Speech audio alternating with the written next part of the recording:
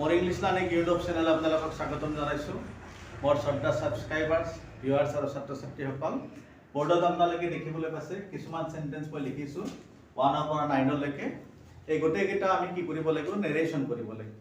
আৰু আটাইকেইটা সেন্টেন্সে HSLC পৰীক্ষাত অহা সেন্টেন্স, আগৰ পৰীক্ষাবিলাকত আহিছে। So very important from the point of examination view. নিশ্চয় আপোনালোকে বুজিব পাৰিব। সেন্টেন্স গোটেইকেইটা কিন্তু লিখিছোঁ ডাইৰেক্ট স্পীচত লিখিছোঁ, কাৰণ মই মানে সিৰিয়েলি অৰ্থাৎ ডাইৰেক্ট কেইটাহে প্ৰথম আলোচনা কৰিম। আকৌ ইনডাইৰেক্টৰ পৰা ডাইৰেক্ট কেইটা কেনেকৈ কৰিব লাগে সেইটো বেলেগ ভিডিঅ'ত নিশ্চয় আপোনালোকক দিব বিচাৰিম। সো প্ৰথম সেন্টেন্সটো আছে Arun said I do not no' this boy. Very simple, ইয়াত অ্যাসাৰ্টিভ সেন্টেন্স। যেতিয়া কোনো অ্যাসাৰ্টিভ সেন্টেন্সক আমি ইনডাইৰেক্ট স্পীচলৈ পৰিৱৰ্তন কৰোঁ তেতিয়া আমি মাজত কি লিখোঁ? দ্যাট লিখোঁ। আৰু যদি সেডটো থাকে তেতিয়াহ'লে আমি টোল্ড লিখোঁ। বাৰু ইয়াত অকল সেড আছে, গতিকে এবাৰ টোল্ড লিখিব নালাগে। আমাৰ কেতিয়াবা ষ্টুডেণ্টে কি কৰে, ভুল কৰি সেড থাকিলেও টোল্ড লিখি দিয়ে, কিন্তু said to somebody, shed to me, said to him যেতিয়া থাকিব, সেডটোৰ সলনি কি লিখা যায়? টোল্ড লিখা যায়। অৰ্থাৎ সেডটোৰ পিছত যদি কোনো অবজেক্ট থাকে তেতিয়া আমি টোল্ড ইউজ কৰোঁ। কিন্তু যেতিয়া অকল সেড থাকিব সেডে লিখিম। আৰু যেহেতু অ্যাসাৰ্টিভ সেন্টেন্স, মাজত কানেক্টিভ হিচাপে কি লিখিম? দ্যাট লিখিম। সো এতিয়া মানে প্ৰথমটো মই কৰি দিছোঁ, চাই থাকিব।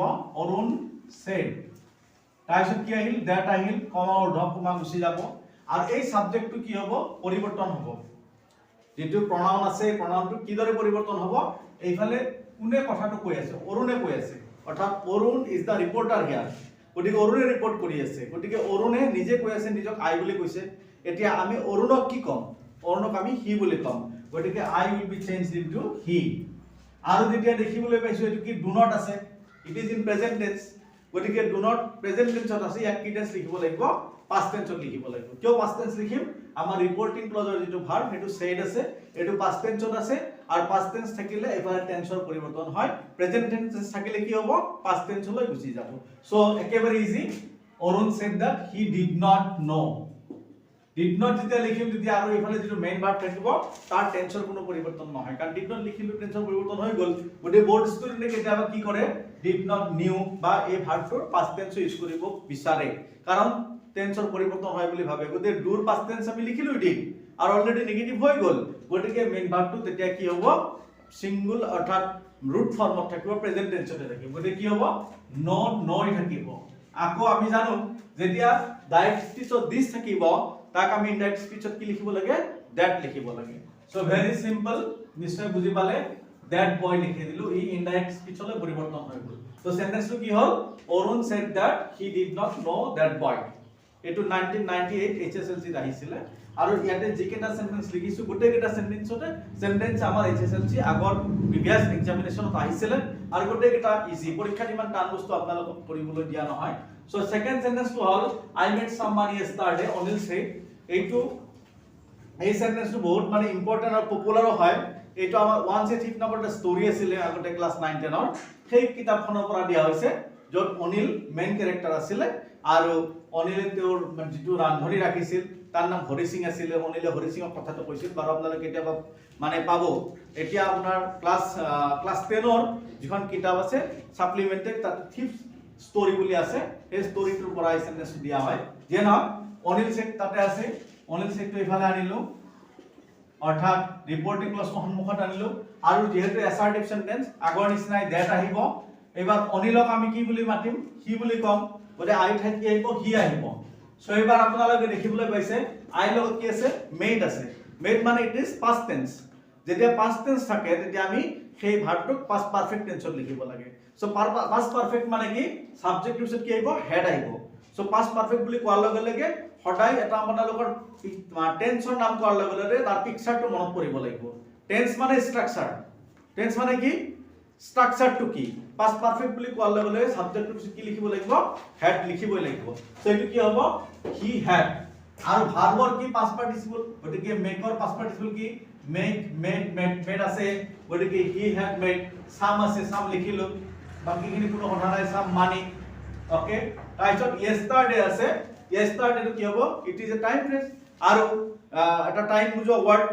এই ৱৰ্ডটো এনেকুৱা ৱৰ্ডক আমি সাধাৰণতে কি বুলি কওঁ? এডভাৰ্ব বুলি কওঁ। এই এডভাৰ্ববিলাকো চেঞ্জ হৈ যায়। ইয়েষ্টাৰডে থাকিলে কি?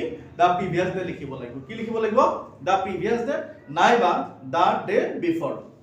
বাৰু মই ইয়াতে কি লিখিলো দা প্ৰিভিয়াছ ডে লিখিছো ওকে একেবাৰে সিম্পল গতিকে পৰীক্ষা যেতিয়া নাৰেশন কৰিবলৈ আহিব আৰু নিশ্চয় আহিবই আপোনালোকে ভয় কৰিব নালাগে স্টেপ বাই স্টেপ আগবাঢ়ি যাব গোটেই সেন্টেন্সটো এবাৰতে নাভাবিব ভাবিলে নাৰেশন বহুত টান হিমালয় পৰ্বতৰ নিচিনা একেবাৰে এনেকুৱা লাগিব যে যত মানে আপুনি কেতিয়া উঠিব নোৱাৰিব okay but it is very easy you should go step by step আমি কি কৰিম স্টেপ বাই স্টেপ যাম যেনেকৈ অনিল সেড লিখিলো অ্যাসাৰ্টিভ সেন্টেন্স হোৱাৰ কাৰণে দ্যাট লিখিলো অনিলক আমি কি বুলি কম হি বুলি কম এটো মেড আছে পাস্ট টেন্স ইয়া পাস্ট পারফেক্ট লিখিম গটে পাস্ট পারফেক্ট মানে হেড আহিলে তাৰপিছত মেড আহিলে ভাৰ্ব পাস্ট পাৰ্টিসিপল সাম মানি আছে লিখি দিলো এতিয়া ইয়েষ্টাৰডে থেকে লিখিব লাগিব দা প্ৰিভিয়াছ ডে লিখি দিছো সিম্পল কথা তাতে আমি লিখি গৈছো কমপ্লিটলি এটো ইনডাইৰেক্ট স্পিচলৈ পৰিৱৰ্তন হৈ গল এবাৰ he said to me you will be tired before you arrive একেই কথা মই লগতে কৈছিলো যেতিয়া সেড টু থাকিব তেতিয়া আমি অ্যাসার্টিভ সেন্টেন্সত কি লিখিম told লিখিম so it will be he told me কি হ'ব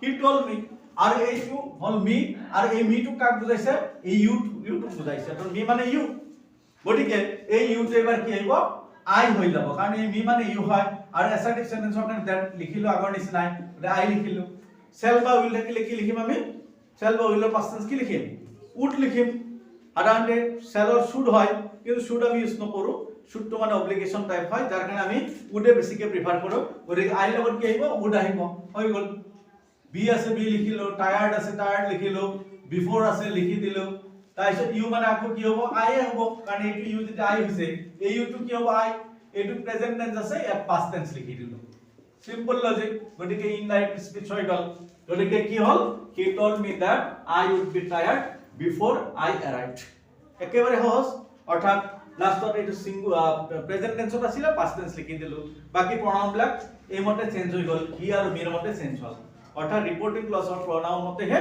ৰিপোৰ্টেড ক্লজৰ প্ৰনাউন বিলাক চেঞ্জ হৈ থাকে এবাৰ আহিলে I said I bought it স্টাৰ্টেড at কবলগীয়া একোই নাই কাৰণ এইটো ৰিপোৰ্ট কৰা মানুহটো কি আই আৰু যিজনে কৈছে সেইজন আই গটিকে এই আই কেতিয়াও চেঞ্জ নহয় মনত ৰাখিব কাৰণ এফালে যেতিয়া হি থাকিলেহেঁতেন এই আইটো হিলৈ পৰিৱৰ্তন হলহেঁতেন বা সি থাকিলে সিলৈ পৰিৱৰ্তন হলহেঁতেন বা কোনো থাৰ্ড পাৰ্সন নাউন বা প্ৰনাউন থাকিলে সেইটোলৈ পৰিৱৰ্তন হলহেঁতেন যেতিয়া এটা ফাৰ্স্ট পাৰ্সন আছে আৰু এইটো ফাৰ্স্ট পাৰ্সন এইটো প্ৰনাউনৰ কোনো কি নহয় চেঞ্জ নহয় গতিকে আই সেড লিখিম আই সেড দ্যাট তাৰপিছত কি আই লিখিলো আইটো থাকিবই কাৰণ কোনো পৰিৱৰ্তন নহয় এইটো কাৰণ এইফালেও আই আছে এইফালেও আই আছে এবালে বট আছে বটটো কি পাস্ট টেন্সত আছে কিন্তু ইয়াক এতিয়া আমি কি লিখিম যেনেকৈ আই মেড অফ কি লিখিছিলো past perfect I had made he had made লিখিছিলো গতি ইয়াত কি হ'ব past perfect I had but okay তাৰপিছত ইটক কি লিখিম ইটে লিখিম আমাৰ কিছুমান ষ্টুডেন্টৰ ধাৰণা আছে যে দিস তেনেকে দ্যাট হয় ইয়াতে যেনেকৈ কি হৈছিল দিস টু দ্যাট হৈছিল ইটকো কেতিয়াবা আমাৰ ষ্টুডেন্টে কেতিয়াবা ভুল কৰি দ্যাট লিখিব বিচাৰে কিন্তু মই এটা মানে কনফিউজন দূৰ কৰি দিব বিচাৰিছো it never changes into that it ইটে থাকে ইনডাইৰেক্ট ডাইৰেক্ট স্পিচতো ইট থাকিব ইনডাইৰেক্টতো কি হ'ব ইট থাকিব এটো এক্সেপশনাল হয় দিস যেনেকে দ্যাট হয় দিস যেনেকে দোজ হ'ব ইট তেনেকে দ্যাট হৈ না যায় গতিকে মনত ৰাখিব it always remains the same okay so it will be he told me that sorry he said that I said that I had bought it yesterday থাকে আগৰ নিচিনা কি the previous day ওকে নিশ্চয় আপোনালোকে বুজি পাইছে স্পষ্ট হৈ আছে যদি কিবা প্ৰবলেম আছে আপোনালোকে কমেন্ট কৰি জনাব পাৰিব the teacher said the earth is round এটো তো একেবাৰে ইজি সঁচা কথা যেতিয়া সঁচা কথাক যদি আমি ইনডাইৰেক্ট স্পিচলৈ পৰিৱৰ্তন কৰো তেতিয়া তাৰ টেন্সৰ কোনো পৰিৱৰ্তন নহয় যদি the teacher said মাজত কি লগাই দিম assertive sentence the teacher said that লিখিম কি লিখিম said that বাকি জি আছে স্টেটমেন্টটো লিখি দিলো it is a universal truth the earth is round very simple okay indirect হৈ গল the teacher said that the earth is round again he said to his wife I may be late গটিকে said to আছে definitely কি লিখিম said to হলনি he told his wife okay he told his wife আৰু যেহেতু অ্যাসাৰ্টিভ sentence that লিখিলো আৰু এই আইটো কোন এবাৰ he গটিকে আমি এতে কি লিখিম he লিখিম আৰু মে আছে মেৰ পাস্ট টেন্স লিখি দিম কাৰণ প্ৰেজেন্ট টেন্স থাকিলে পাস্ট টেন্স লিখিব লাগে মেৰ পাস্ট টেন্স কি মাইট ওকে নিশ্চয় আপোনালোকে টান পোৱা নাই নাৰেশন বুলি ক'লে যেটো এটা ফোবিয়া সেই ফোবিয়াটো যদি আপোনালোকৰ নাথাকে কাৰণ একেবাৰে সিম্পল নেৰেশ্যন বাপৰে ইমান টান বস্তু মই নেৰেশ্যন বুজি নাপাওঁ কেনেকৈ পৰীক্ষাত কৰিম নেৰেশ্যন মই টাচে নকৰোঁ এনেকুৱা কথা আৰু আজিৰ পৰা ভাবিব নালাগে কাৰণ ষ্টেপ বাই ষ্টেপ লিখি গ'লে হ'ল মে ঠাইত কি লিখিব মাইট লিখিব বি আছে বি লিখিব লেট আছে লিখি দিব কোনো কথা নাই কিবা চেঞ্জ হ'ল একোই নহয় অলপ চেঞ্জ আৰু এইখিনি কাৰণে একো ভয় কৰিবলগীয়া কথা নহয় Mohan said I go for a walk every morning এই সেন্টেন্সটো মোহন said আছে এসাৰ্টিভ সেন্টেন্স আগৰ নিচিনাই গতিকে saidৰ পিছত কি লিখিলো that লিখিলো আৰু এবাৰ মোহনক নিজকে আই বুলি কৈছে মোহনে আমি মোহনক কি বুলি কম হি বুলি কম সেন্টেন্সটো পঢ়িলে আমি গম পাওঁ I go for a walk every morning এইটো এটা কি habitual action আর habitual actionক যদি ইনডাইরেক্ট স্পিচত পরিবর্তন করা হয় তেতিয়া তার টেন্সৰ কোনো পৰিবৰ্তন নহয় গটিকে এবাৰ হি গৈ লিখিলো ওকে গৈ লিখি দিলো টেন্সৰ পৰিবৰ্তন যেহেতু নহয় গটিকে he go for a walk every morning go তো এবাৰ কি নহয় ওয়েন্ট হৈ না যায় for a walk every morning এতিয়া এটা কথা আপোনালোকক মই কম যে he go for a walk every morning এইটো এটা আরেক সেন্টেন্স হৈছে নেকি কেতিয়াও হ'ব নোৱাৰে কিয় হ'ব নোৱাৰে যেতিয়া ইয়াক আমি প্ৰেজেন্ট ইনডিফিনিট টেন্সত লিখিম অৰ্থাৎ I go for a walk every morning in present indefinite টেন্সৰ সেন্টেন্স আৰু আই লগত গো হৈছে কিন্তু হি হল থাৰ্ড পাৰসন সিঙ্গুলাৰ নাম্বাৰ গতিকে সেই কথাটো সদায় মনত ৰাখিবলগীয়া মই আৰু সদায় কৈ থাকো আমাৰ ষ্টুডেন্ট বিলাকক যে সবতকে টান টেন্সটো প্ৰেজেন্ট ইনডিফিনিট টেন্স কাৰণ তাতে এস বাই ইয়াছৰ কথাটো থাকে আমাৰ ষ্টুডেন্ট বিলাকে বহুত সময় কি কৰে পাহৰি যায় গতিকে চাব হি যেতিয়া আহিল he is the third person singular number গতিকে ভাল ভাল কি আহিব এস বাই ইয়াস লিখিব লাগিব তে he go for a walk every morning totally incorrect ই কেতিয়া শুদ্ধ হ'ব নোৱাৰে কি লিখিব লাগিব he goes for a walk every morning so be careful এটু এই টেনশন সদায় আমি সাবধান হ'ব লাগে আৰু এই টেনশন ষ্টুডেন্টে বেছিকে ভুল কৰে এস বাই ইয়াস লাগে নে নালাগে সো কি লিখিম Mohan said that he goes for a walk every morning এবাৰ ऊपर वाले ऐसे number 8 the teacher said I shall do this tomorrow very simple the teacher said that बारे बारे ক'বলগীয়া একো নাই the teacher said that লিখিলো তাৰপিছত টিচাৰক আমি কি লিখিম আই জাগাত হি লিখিব পাৰো কোনোবাই যদি ভাবে এইটো লেডি টিচাৰ সি লিখিব পাৰে ওকে কোনো কথা নাই এই আইটো হিও হ'ব পাৰে নাবে কি সিও হ'ব পাৰে গতিকে বাৰো কথা নাই হিও লিখিলো the teacher said that তাৰপিছত হি সেল আছে অৰ্থাৎ আই সেল আছে সেল বা উইল থাকিলে কি হৈ যায় উডলৈ পৰিৱৰ্তন হয় গতিকে কি হ'ব হি উড তাৰপিছত ডু আছে ডু লিখি দিলো দিস থাকিলে কি লিখিম দ্যাট লিখিম টুমৰো থাকিলে কি হ'ব দা নেক্সট ডে সিম্পল একেবাৰে এইখিনি কথা আপোনালোকে মুখস্থ ৰাখিব লাগিব অৰ্থাৎ ইয়েষ্টাৰডে থাকিলে কি the previous day or the day before tomorrow থাকিলে কি দা নেক্সট ডে দিস থাকিলে কি দ্যাট টুডে থাকিলে কি that day tonight থাকিলে কি that night এনেকুৱা যিবিলাক টাইম মানে ভাৰ্বিয়েল অফ টাইম এইবিলাক কিন্তু কি কিহলৈ পৰিৱৰ্তন হয় এইখিনি মুখস্থ থাকিব লাগিব ওকে এবাৰ আকৌ লাষ্ট সেন্টেন্স এটা আহিল number 9 and the last one আৰু এটো তো একেবাৰে ইজি জানে honesty is the best policy এটো এটা প্ৰভাৱ হয় আৰু প্ৰভাৱ বিলাকৰ টেন্সৰ পৰিৱৰ্তন নহয় গতিকে ইয়াতে অকল সেট আছে মাজত দ্যাটটো লগাই দি যি আছে লিখি দিলে এই ইনডাইৰেক্ট স্পিচলৈ পৰিৱৰ্তন হৈ যাব গতিকে very simple the teacher said that honesty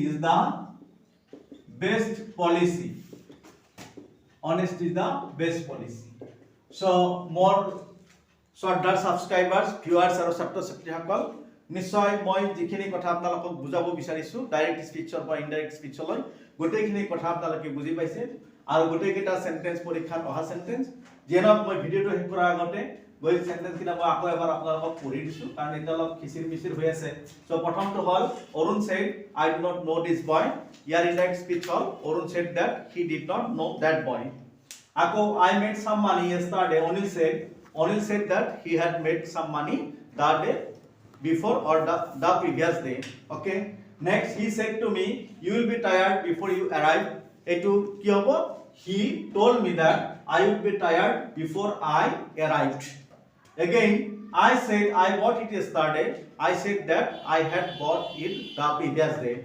again the teacher said the earth is round very simple sentence hosa kotha the teacher said the earth is said that the earth is round the teacher said that the earth is round ako he said to his wife I may be late but he told his wife that he might be late ekebare easy Mohan said I go for a walk every morning Mohan said that he goes for a walk every morning.